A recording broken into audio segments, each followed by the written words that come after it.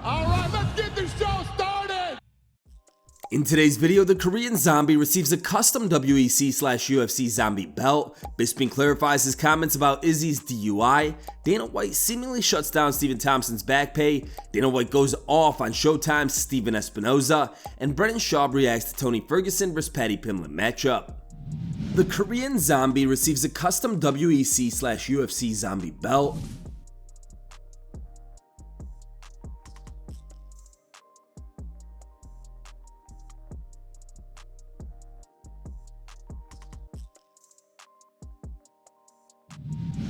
Michael Bisping recently received backlash from MMA fans for his comments about Israel Adesanya's DUI charge and for seemingly defending the former UFC champion.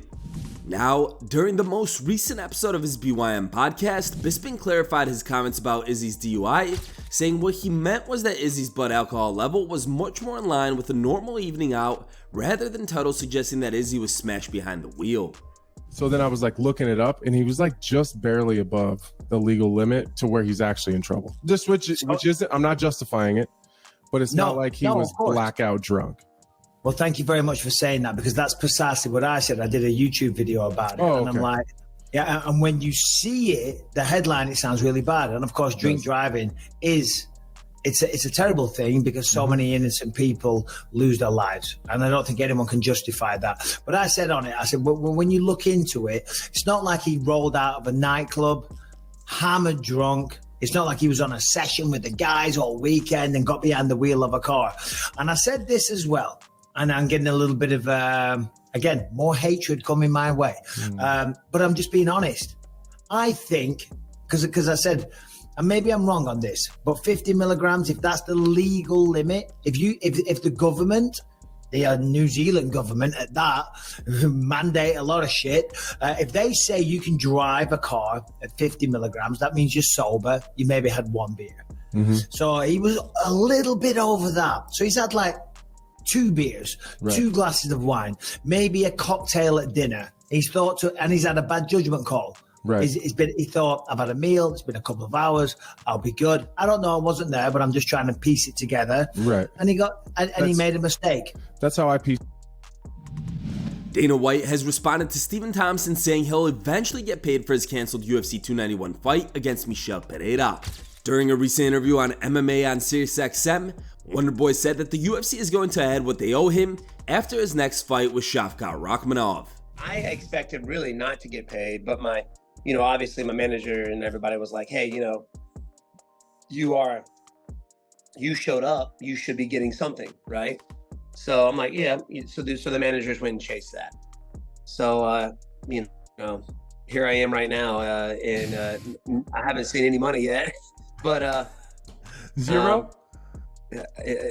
No. So I do believe that they are going to. I think the deal is that when I fight Shavkat, they're going to add on what they owed me for the last fight. So they're bribing you. During the most recent DWCS press conference, Dana seemingly shut down the idea. Hear it from the president himself. What's the question? That Stephen Thompson was going to get his pay for the last fight that he didn't fight because of the weight miss, because he's fighting Shavkat, so he's almost going to get double pay on this next fight. I think I'm saying that right. Is that okay? That's what he said on the... Okay. Okay.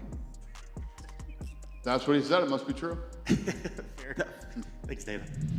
Dana White and Showtime CEO Stephen Espinoza are back at it again. On Tuesday night, following the Contender Series, Dana was asked about Showtime reportedly pulling the plug on boxing after 2024 and had some harsh words for Espinoza. Here's the clip. You mentioned Callum Walster. I wanted to ask you if you'd heard the rumours and reports that are starting to come out that Showtime might be leaving boxing. That's incredibly unfortunate. Production of that show is fantastic. The guy who runs Showtime Boxing is a great human being. It's unfortunate to hear this. Espinoza, and it's about time that shitty product is off the air. Following Dana White's comments, Stephen Espinoza fired back at the UFC CEO while promoting Saturday's boxing match between Canelo Alvarez and Jermell Charlo. The event on Saturday night will generate a gate of over $20 million. That's a rare feat in combat sports. It's rare in concerts or events of any kind. But this will be the third time in the last 6 months that we've done a gate of $20 million. Again, our third $20 million gate in the last 6 months. To put that in perspective, UFC has never done a gate of $20 million in its entire history. We've done it 3 times since April. Now the UFC president took to Instagram stories to swing back at Espinoza, writing, "That's exactly the type of response I would expect from that weasel Espinoza. That scumbag has absolutely nothing to do with the success of Canelo, Ryan Garcia, and Terrence Crawford. Those guys are megastars, and they are the ones responsible for driving the gates in their fights. For him to even try and take any credit at all shows you exactly what an arrogant, delusional piece of shit that guy is. For this clown to talk about levels is hilarious. The production of the fights on Showtime is an embarrassment, and I have been saying that forever. He is a little guy with a big yap and is a complete phony. I'm not at all surprised this is the end for them. It should have come way sooner. Sorry to see you go, weasel. Enjoy your retirement." Dana also shared this clip. What's up, Espinoza? You little weasel. If there's ever a man that looks like a weasel, that's fucking him. You're gonna stand up and do. Earlier this week, Dana White announced that Tony Ferguson and Paddy Pimblett will fight in December. Speaking on his Thick Boy podcast, Brennan Schaub reacted to the matchup, saying that he was really happy with the booking as he believes Tony has finally got a winnable fight after losing 6 in a row. My question for you guys out there who are so against this fight with Tony Ferguson and Paddy Pimblett, what aspect of mixed martial arts is Paddy Pimblett better at than Tony Ferguson? Striking? No. Grappling? Probably Paddy's biggest asset. You think he's a better submission artist than Tony Ferguson? Wrestling? No way. He's not a better wrestler than Tony. No way. Now, if this is 4 years ago, 3 years ago, Tony mops the floor with Paddy at this point, but it's not. It's a more weathered, slower, less dangerous Tony Ferguson. But to say that Paddy Pimblett's more dangerous than Tony Ferguson is insane to me. He's not a world-class striker. He's not some guy where it goes down to the ground, it's over.